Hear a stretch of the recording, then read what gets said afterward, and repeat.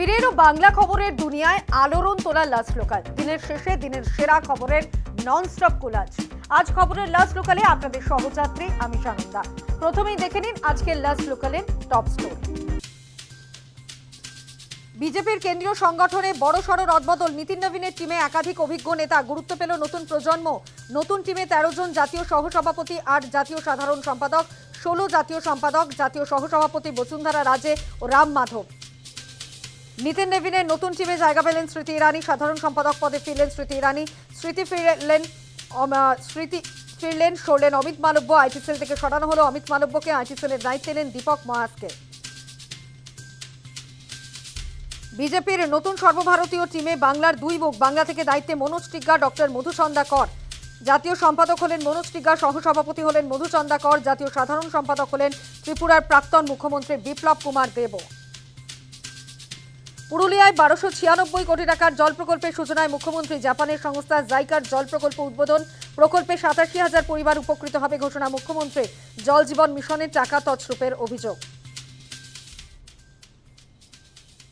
2027 সালের 9 মে রাজ্যে বিজেপি সরকারের 1 বছর পূর্তি। তখন 10-এ 9 না পেলে মানুষের কাছে ক্ষমা চাইব। রাজ্যে বিজেপি সরকারের 100 দিনে আত্মবিশ্বাসী মুখ্যমন্ত্রী। সময় দিন, কেন্দ্র রাজ্য একসঙ্গে কাজ করব, পুরুলিয়া থেকে বললেন শুভেন্দু অধিকারী। পশ্চিমবঙ্গের শিল্প মানচিত্রে নতুন ফলক। শিল্পায়নের খরা কাটাতে চলেছে রাজ্যে। রঘুনাথপুরে ইস্পাত কারখানায় শিলান্যাস। অমিত মেটালিক্সের 4000 কোটি টাকার প্রকল্প। নয়া প্রকল্পে কর্মসংস্থান প্রায় 1600। রঘুনাথপুরে ঘোষণা মুখ্যমন্ত্রী। 17 আগস্ট থেকে 20 আগস্ট অ্যাকাউন্টে অন্নপূর্ণা যোজনার টাকা। বেশ কিছু আবেদন এখনো বিবেচনাধীন।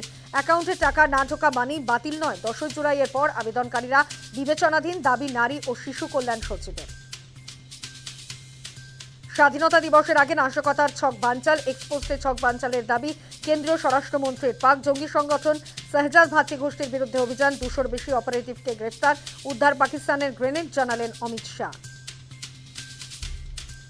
রাজ্যে ফের গ্রেফতার এক পাক চর। এবার তপসিয়া এলাকা থেকে গ্রেফতার ধৃত ইমরান হোসেন। পাকিস্তানের হয়ে ভারত বিরোধী কাজে এবং চরবৃত্তির কাজ করত বলে অভিযোগ।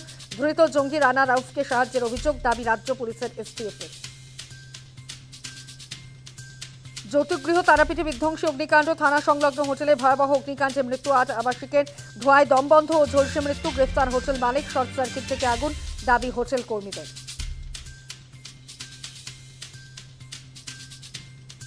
তারাপীঠে হোটেলে অগ্নিকাণ্ডে আর্থিক সাহায্য রাজ্যের। মৃত পরিবার পিছু 9 লক্ষ আর্থিক সাহায্য, আহতদের 2 লক্ষ টাকা আর্থিক সাহায্য। তারাপীঠে গিয়ে ঘোষণা রাজ্যের দমকল প্রতিমন্ত্রী কৌশিক চৌধুরীর। কিভাবে আগুন, তদন্তের আশ্বাস মন্ত্রীর। হোটেল কর্তৃপক্ষের গাফিলতিতে অগ্নিকাণ্ডে মৃত্যু মিছিল। অগ্নি নির্বাপন ব্যবস্থা থাকলে ছিল না জল। তালাবন্ধ ছিল হোটেলের সিঁড়ি। অভিযোগ তুলেন বিজেপি বিধায়ক ধ্রুব সাহা। ইমার্জেন্সির দরজা বন্ধ থাকায় বের হতে সমস্যা, বললেন এসডিও। আগুনের নেপথ্যে টিআরডি এর দুর্নীতি। বিগত সরকারের দিকে আঙুল। রামপুরহাটের বিজেপি বিধায়ক ধ্রুব সাহার। বেআইনিভাবে হোটেল নির্মাণ কিভাবে পুরসভা অনুমতি দেয়, প্রশ্ন তুললেন দমকল প্রতিমন্ত্রী কৌশিক চৌধুরী। নদিয়ায় কংগ্রেস নেতা ও তার ছেলে খুন। নাকাশিপাড়ায় নিহত নেতার শেষকৃত্যে প্রদেশ কংগ্রেস নেতৃত্ব। শেষকৃত্যে উপস্থিত প্রদেশ সভাপতি শুভঙ্কর সরকার, ছিলেন অধীর চৌধুরী।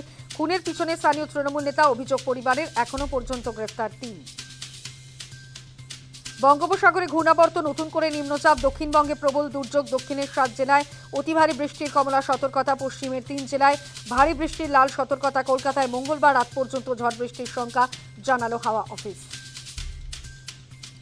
টানা বৃষ্টিতে ভাসছে পটাশপুর। বন্যা পরিস্থিতি। ফুঁসছে কেলেঘাই নদী। দুকুল ছাপিয়ে গ্রামে ঢুকছে নদীর জল। জলের তলায় রাস্তা ও ঘরবাড়ি। ডুবেছে চাষের জমিও।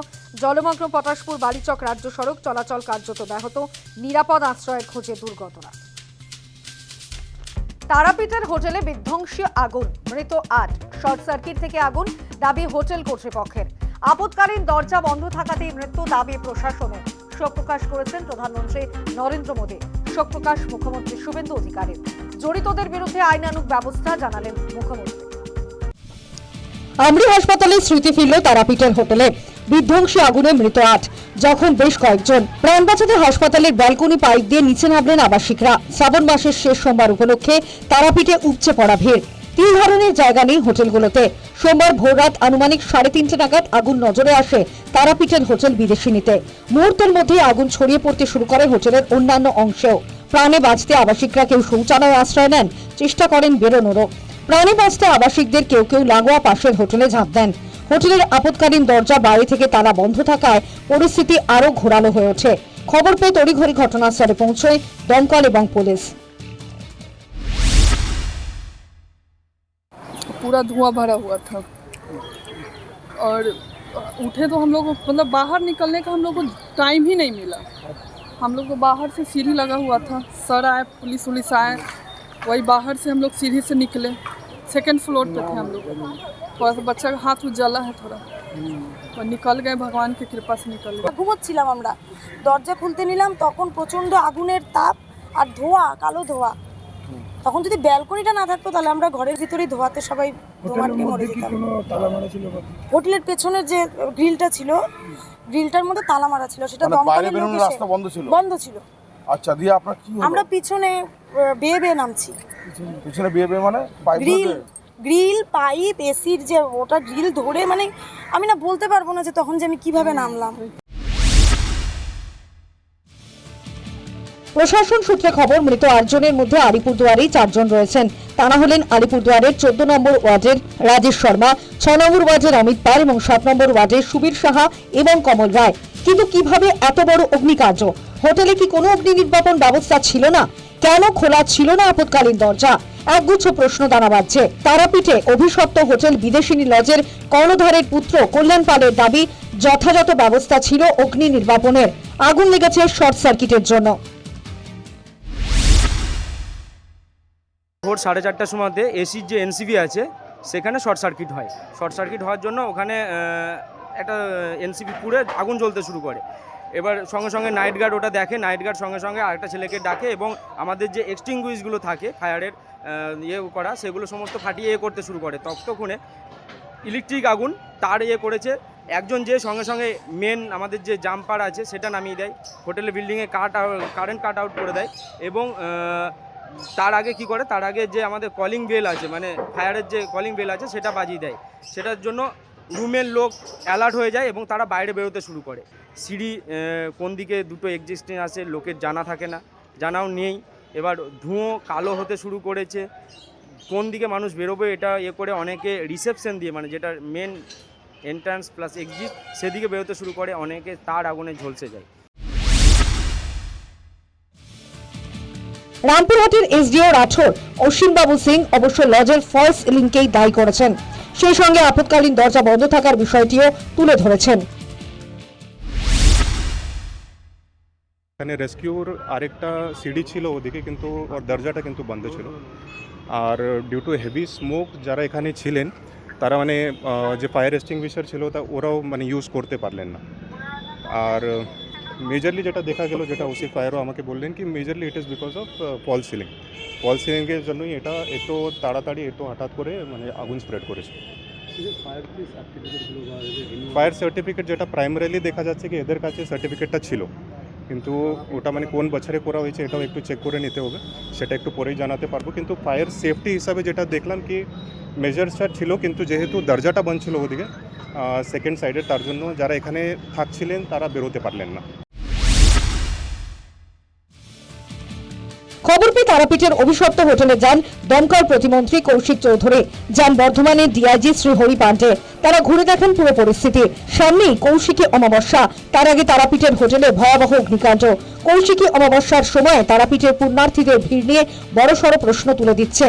এই অবস্থায় কৌশিকী অমাবস্যার আগে তারাপীঠের সব হোটেলের ফায়ার সেফটি খতিয়ে দেখা হবে, জানিয়েছেন রামপুরহাটের বিজেপি বিধায়ক ধ্রুব সাহা। ব্যবস্থা যে টিআরডিএ দুর্নীতি, এটাই টিআরডিএ দুর্নীতি ছিল। টিআরডিএ পয়সা তুলেছে, টিআরডিএ অনুমতি দিয়েছে, কিন্তু অনুমতি প্রপার চেকিং হয়নি। হোটেল আছে, হোটেলের ফায়ারের জন্য ব্যবস্থা আছে কিন্তু চল নাই। সিঁড়ি আছে কিন্তু সিঁড়িতে তালা বন্ধ। হোটেল আছে কিন্তু এত বড় হোটেলে কোনো সিকিউরিটি এজেন্সি কিংবা সিকিউরিটির কেউ দায়িত্ব নাই যে গিয়ে ওই রাস্তাগুলো খুলতে পারত। আমরা এই ঘটনার পুঙ্খানুপুঙ্খ তদন্তের দাবি জানাচ্ছি এবং কৌশিকী অমাবস্যার আগে এই ধরনের হোটেলের কার কি ব্যবস্থা আছে আমরা সব থ্রোলি চেকিং করাবো। তারাপীঠের হোটেলে অগ্নিকাণ্ডে মৃত্যুর ঘটনায় এক্স পোস্টে শোক প্রকাশ করেছেন প্রধানমন্ত্রী নরেন্দ্র মোদী। শোক প্রকাশ করেছেন মুখ্যমন্ত্রী শুভেন্দু অধিকারীও। বলেছেন অগ্নিকাণ্ডের জন্য যারা দায়ী তাদের বিরুদ্ধে আইনানুগ ব্যবস্থা হবে। ইতিমধ্যে আটক করা হয়েছে হোটেল মালিককে।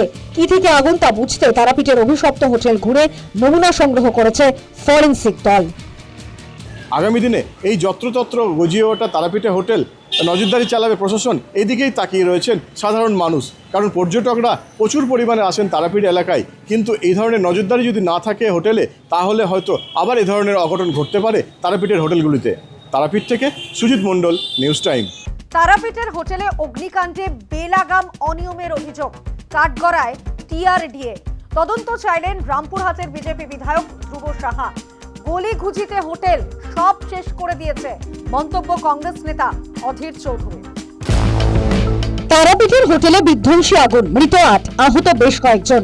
হোটেলে অগ্নিকাণ্ডের ঘটনায় একাধিক প্রশ্ন উঠছে। যথেচ্ছভাবে তারাপীঠে গা ঘেঁষাঘেঁষি করে হোটেল তৈরি, অগ্নি সুরক্ষা বিধি মেনে হোটেল তৈরি হয়েছিল কিনা এমন প্রশ্ন উঠছে। আর এই সবকিছুর মূলে উঠে আসছে টিআরডিএ বা তারাপীঠ রামপুরহাট ডেভেলপমেন্ট অথরিটির প্রসঙ্গ। পূর্বতন তৃণমূল কংগ্রেসের জামানায় টিআরডিএর পথ চলা শুরু। তৈরি করা হয়েছিল তারাপীঠ রামপুরহাটের উন্নয়নের জন্য, আর সেই টিআরডিএর বিরুদ্ধেই দুর্নীতির মতো অভিযোগ। টিআরডিএ দুর্নীতি, এটাই টিআরডিএ দুর্নীতি ছিল। টিআরডিএ পয়সা তুলেছে, টিআরডিএ অনুমতি দিয়েছে, কিন্তু অনুমতি প্রপার চেকিং হয়নি। হোটেল আছে, হোটেলের ফায়ারের জন্য ব্যবস্থা আছে, কিন্তু জল নাই। সিঁড়ি আছে, কিন্তু সিঁড়িতে তালা বন্ধ। হোটেল আছে, কিন্তু এত বড় হোটেলে কোনো সিকিউরিটি এজেন্সি কিংবা সিকিউরিটির কেউ দায়িত্ব নাই যে গিয়ে ওই রাস্তাগুলো খুলতে পারত।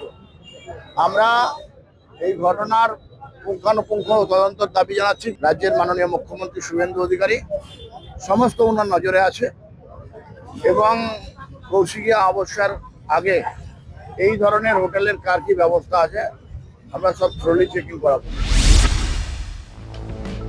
ঘটনাচক্রে হোটেলে আগুন লাগার একদিন আগেই রহস্যজনকভাবে মৃত্যু হয়েছিল রামপুরহাটের প্রাক্তন বিধায়ক আশিস বন্দ্যোপাধ্যায়ের। দেহের পাশ থেকে উদ্ধার হওয়া সুইসাইড নোটেও রাজ্যের প্রয়াত প্রাক্তন ডেপুটি টিআরডিএতে দুর্নীতির ইঙ্গিত দিয়েছেন। দুর্নীতিতে তার নাম জড়ানো হচ্ছে এমন ইঙ্গিত রয়েছে আশিস বন্দ্যোপাধ্যায়ের সুইসাইড নোটে। আর এখান থেকে প্রশ্ন উঠছে, তাহলে কি বড় ধরনের দুর্নীতি রয়েছে টিআরডিএর অন্তরেই? রয়েছে ব্যাপক অনিয়ম? কোন রকম সুরক্ষা বিধির পরোয়া না করেই হোটেল তৈরিতে বেলাগাম ছাড়পত্র দিয়েছে টিআরডিএ। তোয়াক্কা করা হয়নি পরিবেশেরও। তাই কি গলিগুজিতেও ব্যাঙের ছাতার মতো গজিয়ে উঠছে হোটেল? গোটা তারাপীঠটা তীর্থস্থান, তো সেই তীর্থস্থানটাকে যৌতুকগৃহ বানানো হয়েছে, এবং এটা হয়েছে তৃণমূল জমানায়। তারাপীঠে এমন কোনো লোক নেই যে তারাপীঠ যায়নি। আমি নিজে কতবার গেছি তার ঠিক নাই। তারাপীঠটাকে সম্পূর্ণভাবে কনক্রিটের জঙ্গলে রূপান্তরিত করে দেওয়া হয়েছে, এবং সেটাকে যৌতুকগৃহে পরিবর্তন করা হয়েছে, এবং সেখানে লুট চলছে। তারাপীঠের ধর্মের নামে মানুষের ধর্মীয় ভাবাবেগকে ব্যবহার করে, শোষণ করে তারাপীঠের সেই সমস্ত হোটেলে সব কিছু হয়। সব কিছু হয় মানে সব কিছু হয়। আমি অনেকবার এটা বলার চেষ্টা করেছি যে তারাপীঠটাকে ধ্বংস করে দেওয়া হচ্ছে শুধু বাণিজ্যের নামে, ধান্দার নামে, লুটের নামে। আশিস বন্দ্যোপাধ্যায়ের রহস্য মৃত্যুর পরের দিনই অগ্নিকাণ্ড তারাপীঠের হোটেলে। দুই ঘটনার মধ্যে সম্পর্ক রয়েছে, কিছু ধামাচাপা দেওয়ার চেষ্টা, প্রশ্ন ঘুরছে নানা মহলে। News time. কর্মসংস্থানের জন্য বিনিয়োগ অত্যন্ত জরুরি। পুরুলিয়ার রঘুনাথপুরে স্টিল প্ল্যান্টের শিলান্যাস অনুষ্ঠানে এমনই কথা বললেন শুভেন্দু অধিকারী। সেই সঙ্গে পূর্বতন বাম ও তৃণমূল সরকারের শিল্পনীতির কড়া সমালোচনা করেন। স্টিল প্ল্যান্টটি তৈরি হলে ১৬০০-র বেশি মানুষের কর্মসংস্থান বলে জানিয়েছেন মুখ্যমন্ত্রী। সরকার পরিবর্তন হতেই শিল্প বিপ্লব পশ্চিমবঙ্গে। সোমবার পুরুলিয়ার রঘুনাথপুরে অমিত স্টিলের শিলান্যাস করলেন শুভেন্দু অধিকারী। শিলান্যাস মঞ্চ থেকে রাজ্যের শিল্পে নতুন জোয়ার আনতে তাঁর সরকার যে নতুন নীতি নিয়েছে তা মনে করিয়ে দিয়েছেন মুখ্যমন্ত্রী। তার মতে নতুন কর্মসংস্থান তৈরিতে বিনিয়োগ জরুরি। সমস্ত রকমের সহযোগিতা করার জন্য West Bengal government always ready. প্রত্যেক মাসে প্রত্যেক মুহূর্তে আপনারা দেখবেন পশ্চিমবঙ্গে কিভাবে আমরা ইন্ডাস্ট্রিয়াল গ্রোথ করব, এবং আমরা বলেছি আমরা ইনসেন্টিভিয়াস তাদের দেব যারা কত টাকা ইনভেস্টমেন্ট করলেন সেটা বড় কথা নয়, কত এমপ্লয়মেন্ট দিলেন সেটাই হবে আমাদের ক্রাইটেরিয়া। এখানেই থেমে থাকেননি মুখ্যমন্ত্রী। রাজ্যে শিল্পের মন্দার জন্য পূর্বতন বাম ও তৃণমূল সরকারকে নিশানা করেছেন। আমরা মনে করি রাজ্যের অর্থনৈতিক অবস্থা ভালো করতে গেলে আর এমপ্লয়মেন্ট দিতে গেলে ইন্ডাস্ট্রিয়ালাইজেশন ভীষণ এসেন্সিয়াল। আমরা 34 বছরের লেফটের রিজিমের যে নেগেটিভিটি, উগ্র ট্রেড ইউনিয়নের পলিটিক্স, তালাবন্দের পলিটিক্স, আমরা ওটা ফেলে দিতে চাই। লাস্ট 15 বছরে no industry, only distribution of dole and high appeasement politics, এটাও আমরা বেরিয়ে আসতে চাই। আমরা চাই ইন্ডাস্ট্রিয়াল গ্রোথ, এমপ্লয়মেন্ট, অ্যান্সিলিয়ারি আসুক, ইনফ্রাস্ট্রাকচার ডেভেলপমেন্ট হোক। পুরুলিয়ার রঘুনাথপুরে 4000 কোটি টাকা বিনিয়োগে নতুন স্টিল প্ল্যান্টটি গড়ে উঠবে। এর ফলে 1600 কর্মসংস্থান সৃষ্টি হবে। এর আগে আমুল কারখানা শিলান্যাস করেছিলেন মুখ্যমন্ত্রী শুভেন্দু অধিকারী। এবার স্টিল প্ল্যান্ট। শিল্প নিয়ে ভোট প্রচারে বিজেপির দেওয়ার প্রতিশ্রুতি পালনে বদ্ধপরিকর পালাবদলের সরকার, আর এতে সরকারের হাত আরো মজবুত হলে বলে মনে করছে ওয়াকিবহল মহল। News time.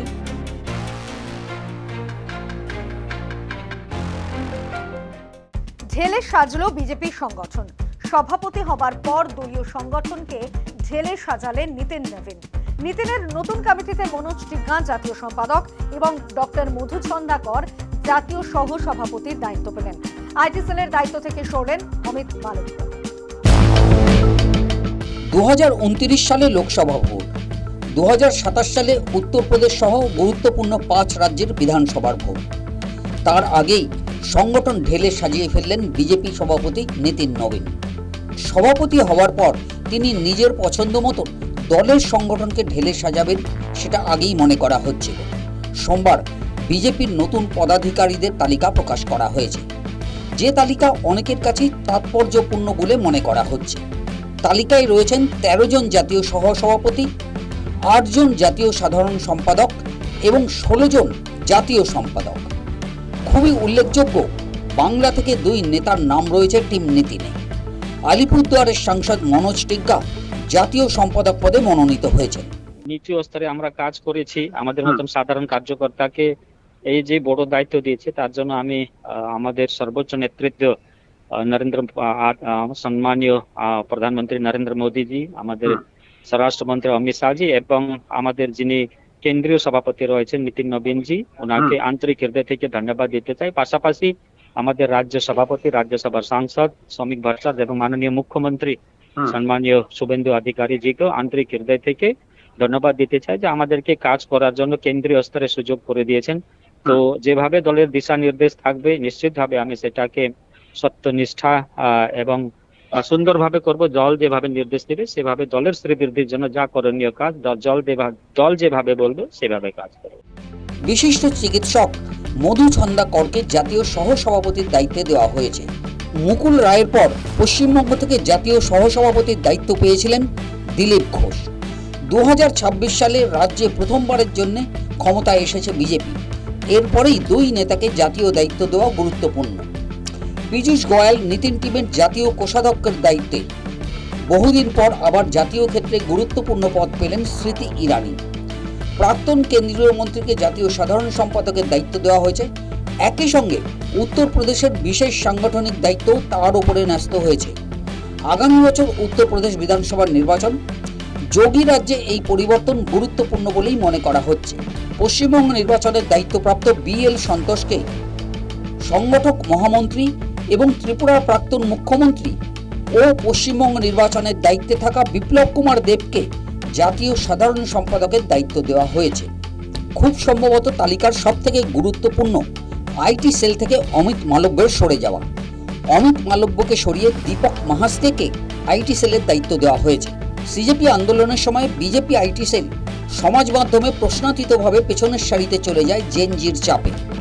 সেই কারণেই কি 10 বছর পর সরতে হলো অমিত মালব্যকে?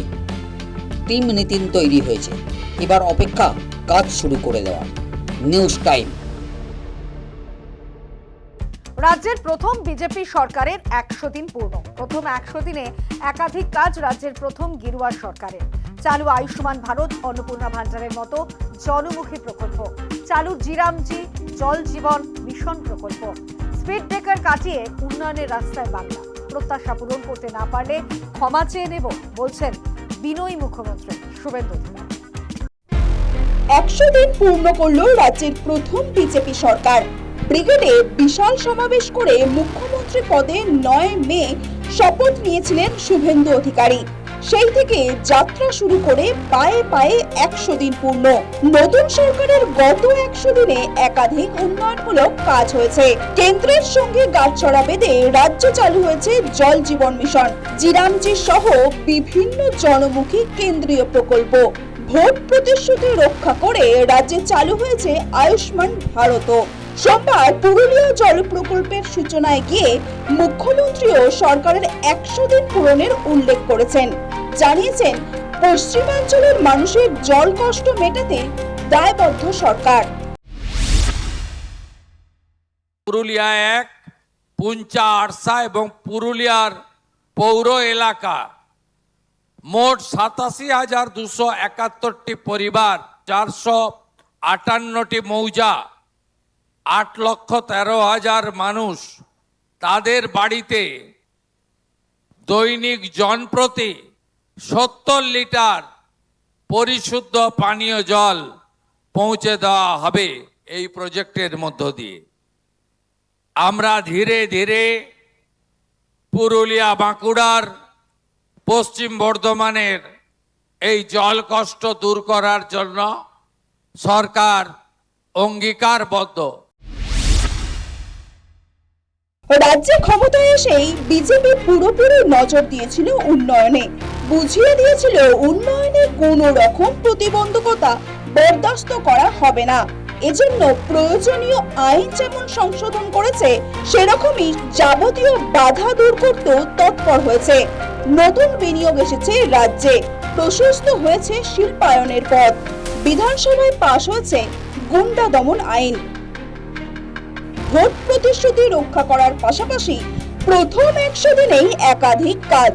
পশ্চিমবঙ্গের সফলতম বলছেন রাজ্যের পঞ্চায়েত মন্ত্রী দিলীপ ঘোষ। সবচেয়ে সফলতম সরকার 100 দিনে কোনো সরকার কোনোদিন এত ডিসিশন নেয়নি। যত প্রকল্প বন্ধ ছিল চালু হয়ে গেছে। যেসব আইনের জন্য পশ্চিমবাংলায় কাজ করতে অসুবিধা হচ্ছে সেগুলো হটানো হয়ে গেছে। কাজ করার রাস্তা আমরা পরিষ্কার করে নিয়েছি এবং যে সিদ্ধান্ত সরকার নিয়েছে তার লাভ খুব তাড়াতাড়ি সাধারণ মানুষ পাবেন।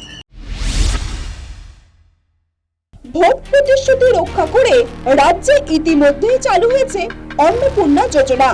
সরকারি পদ্ধতি মেনে আবেদনকারীর টাকা পাওয়ার যোগ্যতা যাচাই করে অর্থ ব্যাংক ট্রান্সফার করা হয়েছে। এই নিয়ে আবেদনকারী মহিলাদের অযথা তাড়াহুড়ো না করার পরামর্শ দিয়েছেন রাজ্যের মন্ত্রী সুমনা সরকার। তার মধ্যে আপনাদেরকে বলি 1 কোটি এই যে 45 লক্ষ মহিলা, তাদের অ্যাকাউন্টে অলরেডি আমাদের আজকে টাকা ছাড়ার কাজ শুরু হয়ে গেছে। হয়তো অনেকে ভাবছেন যে টাকা কেন ঢুকছে না, কেন পাচ্ছেন না। আপনারা নিশ্চিন্তে থাকুন, যারা পাওয়ার যোগ্য তাদের প্রত্যেকের অ্যাকাউন্টে টাকা ঢুকে যাবে। আগামীকাল 18 আগস্ট, আগামীকাল আবার 10 লাখ, এভরিডে কাজ চলবে। 20 আগস্ট পর্যন্ত আমাদের এই প্রসেস চলবে। প্রতিটি নারী মাতৃশক্তিকে যে সম্মানিত দেওয়া হবে সেটা বাংলার মুখ্যমন্ত্রী ঘোষণা করেছিলেন ক্ষমতায় আসার আগেই বলেছিলেন, এবং ক্ষমতায় এসে তিনি কিন্তু সেই স্বপ্নকে পূরণ করছেন। এটা আমাদের কাছে অত্যন্ত বড় পাওয়া। অন্নপূর্ণা থেকে আয়ুষ্মান, শিল্পায়ন থেকে আইন সংশোধন, রাজ্যের প্রথম বিজেপি সরকারের প্রথম 100 দিনেই বিভিন্ন কাজ।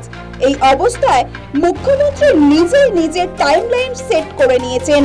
বাংলার মানুষের কাছে 1 বছর সময় চেয়েছেন।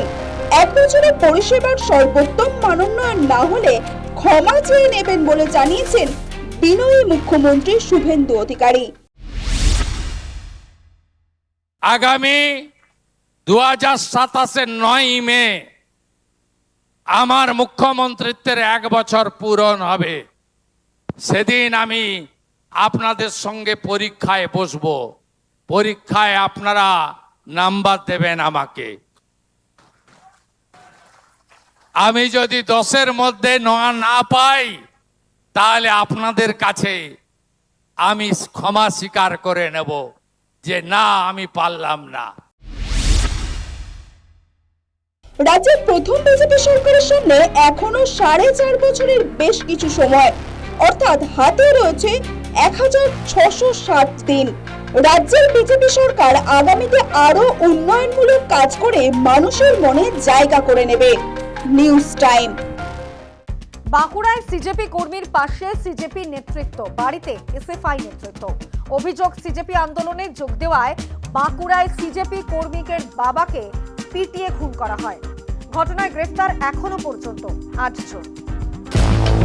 সিজেপি কর্মী শেখ আব্দুল হাফিজের পাশে সিজেপি নেতৃত্ব। শেখ হাফিজের বাবা শেখ মোহাম্মদ মাফিনকে পিটিয়ে খুনের অভিযোগ উঠেছে স্থানীয় বিজেপি কর্মীদের বিরুদ্ধে। তারই প্রতিবাদে সোমবার ইন্দাস থানায় জমায়েত করল সিজেপি কর্মীরা। ছিলেন সিজেপি নেতৃত্ব।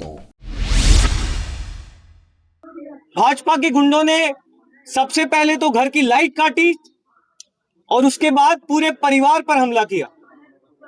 बीच बचाव करने जब पिताजी आए तो उनको भी मारा। इस घटना के बाद भी इंडस पुलिस थाने की पुलिस को कोई फर्क नहीं पड़ा। बिना प्रोटेक्शन के ये परिवार अस्पताल जाता है। अस्पताल में भी भाजपा के 200-300 गुंडे इंतजार कर रहे थे। वहां पे फिर से अब्दुल को और उसके पिताजी को इन्होंने मारा। आज से अब्दुल हमारी जिम्मेदारी है, पूरे देश की जिम्मेदारी है। সোমবার শেখ হাফিজের বাড়িতে যায় এসএফআই কর্মীরাও।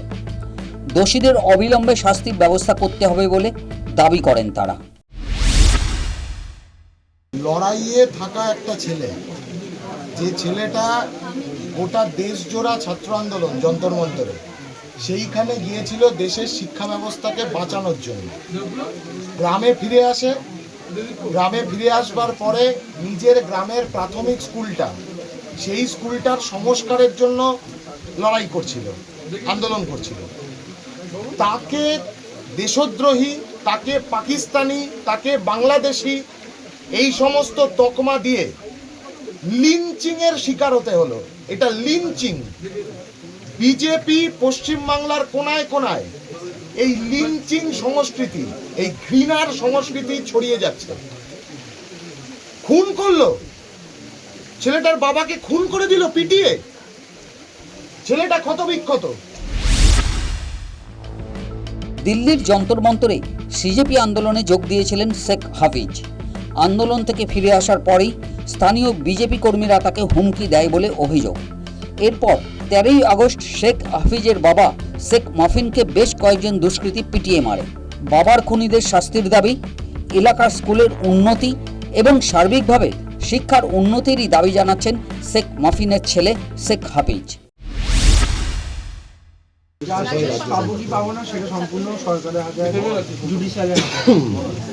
কারণ আরজিকরের ঘটনা ঘটেছে, বারুইপুরের ঘটনা ঘটেছে, আমাদের দেশে এরকম কিছু ঘটনা ঘটে থাকে। প্রথম ঝা চকচক ব্যাপারটা 1 মাস 2 মাস থেকে থাকে, মিডিয়া হয়, সবাই ইনভলভ হয় 1-2 মাস, তারপর সেটা ঠান্ডা হয়ে যায়। এবার এই জাস্টিসটা যত লম্বা টানা হবে, যত লোক ঢুকবে এর মধ্যে, জাস্টিসটা আমার মনে হয় না পাওয়া সম্ভব হয় বলে। ঠিক আছে, এই তো আমি তো বলে দিয়েছি কারা কারা করেছিল না করেছিল, ঠিক আছে। তাছাড়া আমার ফোনটা ওরা নিয়ে নিয়েছে, ফোনের মধ্যে অনেক কিছু ভিডিও ছিল, অনেক কিছু অডিও ছিল, যাতে একদম স্পষ্ট হয়ে যাবে যে কারা কারা করেছে, তারা কাদের সাথে যুক্ত, কোন সংগঠনের সাথে যুক্ত, পুরো স্পষ্ট হয়ে যাবে। আর মনে হয় না আমার ফোনটার মধ্যে যে এভিডেন্সগুলো আছে সেগুলো ঠিকঠাক থাকবে। এখনো পর্যন্ত 8 জনকে গ্রেপ্তার করা হয়েছে এবং এদের মধ্যে বেশ কয়েকজন বিজেপি কর্মীও রয়েছে বলে খবর স্থানীয় সূত্রে। সিজেপি আন্দোলনে যুক্ত কর্মীদের অন্যায়ভাবে হেনস্থা করা হচ্ছে, নির্যাতন করা হচ্ছে বলে অভিযোগ জানিয়েছেন রাহুল গান্ধী সহ অন্যান্য বিরোধী নেতৃত্ব। সেই অভিযোগই তবে সত্যি হলো বাঁকুড়ার ইন্দাসে? News time. কলকাতাকে ছুঁয়ে ফেলল নিম্নচাপ। দিনভর বৃষ্টির জেরে জল যন্ত্রণা কলকাতার উত্তর থেকে দক্ষিণে। পাতিপুকুর থেকে সেক্টর 5 দুর্ভোগের শিকার বহু মানুষ। ভারী বৃষ্টির জেরে পূর্ব মেদিনীপুর জেলার পটাশপুরের একাধিক গ্রাম জলমগ্ন। নিরাপদ আশ্রয়ের সন্ধানে বহু মানুষ। ঝাড়গ্রামে টানা বৃষ্টিতে মাটির বাড়ি ভেঙে পড়লে অল্পের জন্য রক্ষা পেল এক পরিবার।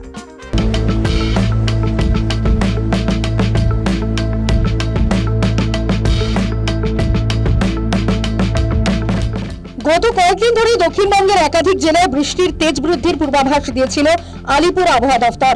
সপ্তাহের প্রথম দিন অর্থাৎ সোমবার অতি গভীর নিম্নচাপ ছুঁয়ে ফেলল কলকাতাকে। সকাল থেকেই ঝেঁপে বৃষ্টি নামে। দিনভর বৃষ্টির জেরে জলমগ্ন হয়ে পড়ে কলকাতা ও লাগোয়া অঞ্চলগুলির একাধিক এলাকা। জল যন্ত্রণার ছবি দেখা যায় পাতিপুকুর থেকে সেক্টর 5।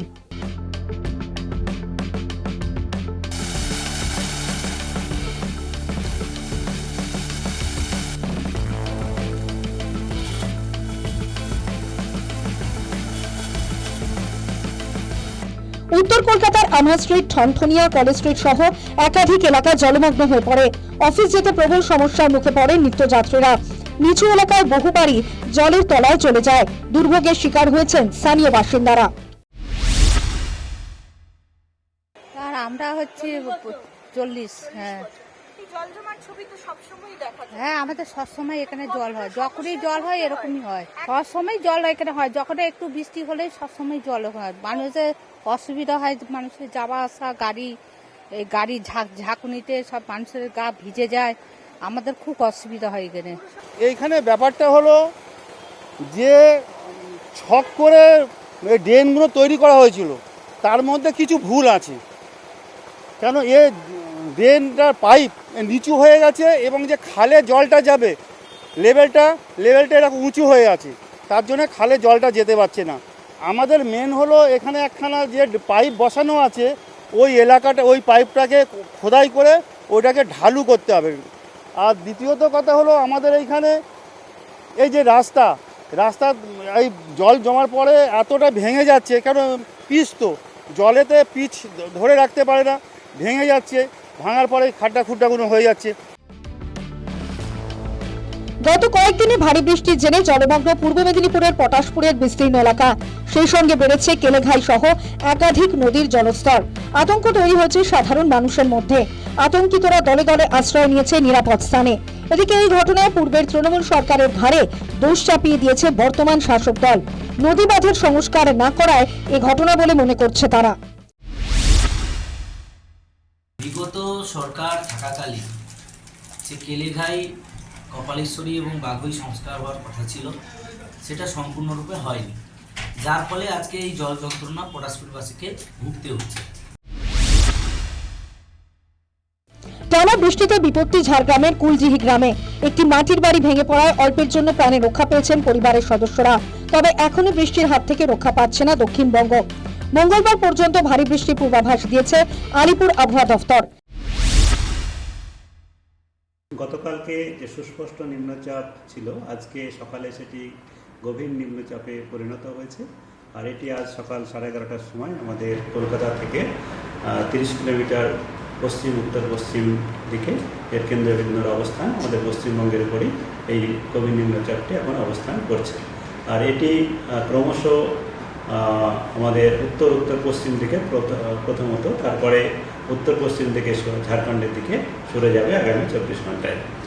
আর এর প্রভাবে আমাদের দক্ষিণবঙ্গের জেলাগুলিতে আগামী 24 ঘন্টায় সর্বত্রই হালকা থেকে মাঝারি বৃষ্টিপাত হওয়ার সম্ভাবনা রয়েছে। তার সঙ্গে সঙ্গে ভারী থেকে অতি ভারী বৃষ্টিপাত বেশিরভাগ জেলাতেই হওয়ার সম্ভাবনা থাকছে। জারি করা হয়েছে বৃষ্টির লাল সতর্কতা।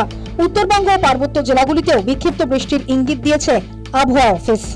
News time. এবার সময় লাস্ট লোকালের সফর শেষ করার। দিনের শেষে সেরা খবরের কোলাজ নিয়ে নিউজ টাইম ডিজিটাল হাজির হবে ঠিক রাত 11:30টায়। খবরের সঙ্গে থাকতে সাবস্ক্রাইব করুন নিউজ টাইম ডিজিটাল। নোটিফিকেশন পেতে ক্লিক করুন বেল আইকনে। আজকের মতো শুভরাত্রি।